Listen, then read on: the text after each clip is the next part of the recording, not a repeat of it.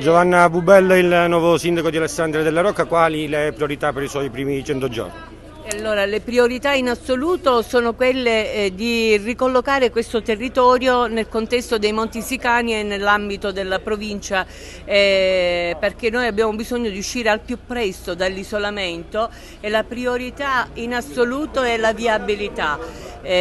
Soprattutto la viabilità che ci porta verso Sciacca, che è il primo presidio ospedaliero. Abbiamo il diritto di non vivere come una tribù isolata, quindi è da decenni, da tanto tempo che noi aspettiamo il rifacimento della viabilità e quella penso che sia la priorità in assoluto. Altra priorità poi sarà un piano igienico-sanitario per un paese che si è svuotato e che ha tante abitazioni ormai disabitate, e quindi rifare il punto su questa situazione, la tutela dell'acqua pubblica, un piano per la riorganizzazione del servizio della